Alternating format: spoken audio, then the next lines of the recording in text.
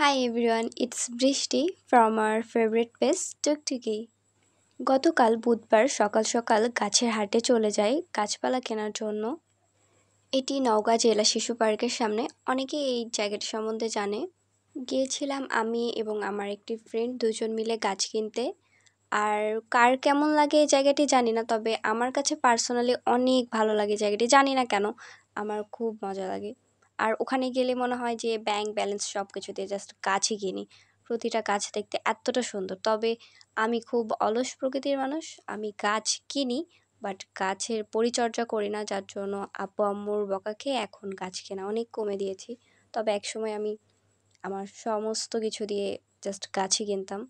যাই হোক, এখানে অনেক সুন্দর সুন্দর ফুলের গাছ, ফলের গাছ, আরও বিভিন্ন ধরনের গাছপালা ছিল। এই হাটটি সকাল থেকে সন্ধ্যার আগ অবধি হয়ে থাকে।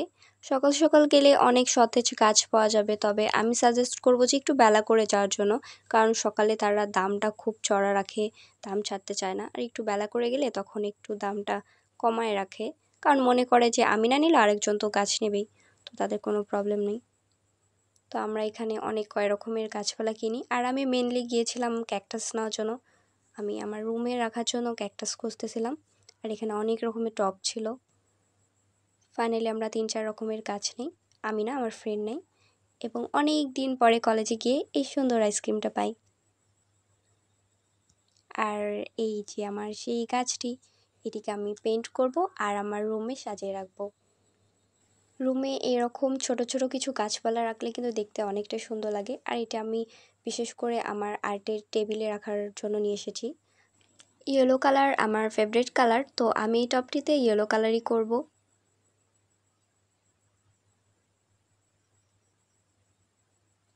এই টবটার মাঝখানে একটু একটু ডিজাইন ছিল, যার জন্য আমি অন্য কোনো ডিজাইন করতে পারি নাই, আমাকে ওই ডিজাইনটাই করতে হয়। আর এখানে আমি ইয়েলোর মধ্যে ব্লু কালার আর রেড কালার দিয়ে কাজ করি। এখানে কালার করার পরে বার্নিশ ইউজ করতে হবে, কারণ গাছটা মাঝে মধ্যে রোদে রাখার প্রয়োজন, আর তখন কালারটা নষ্ট হয়ে যাবে। আমার কাছে রেডিমেড যেই বার্নিশটা হয় ওইটি নেই, আমি বাসায় তৈরি বার্নিশটা ইউজ করব। তবে বার্নিশ ইউজ করতে হবে মোস্ট, তাছাড়া কালার নষ্ট হয়ে যাবে।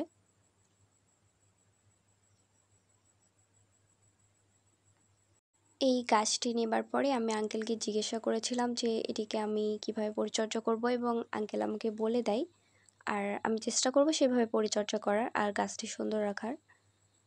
গাছ কেনার পরে ওনাদেরকে গাছের পরিচর্যা সম্পর্কে জিজ্ঞাসা করলে সেই গাছটির জন্য কোনটি উপযোগী, কোনটি ভালো হবে সেটা ওনারা বলে দেয়। আর সেইভাবে মেনটেন করতে পারলে গাছগুলো খুব ভালো থাকে। তো আমিও চেষ্টা করব। এই গাছটির নাম আমি শুনেছিলাম, তবে আমার একদমই মনে নেই এই গাছটির নাম কি, আর আমি ইউটিউবে সার্চ দিয়েও পাই না। জানি না কেন আমার হঠাৎ ইচ্ছে মনে হইল যে আমি ঘরে ক্যাকটাস রাখবো, তাই এই কাজটি করা। অ্যান্ড ফাইনালি আমার কালার টপ রেডি। এখন এটিকে আমার আর্ট টেবিলে সাজিয়ে রাখবো।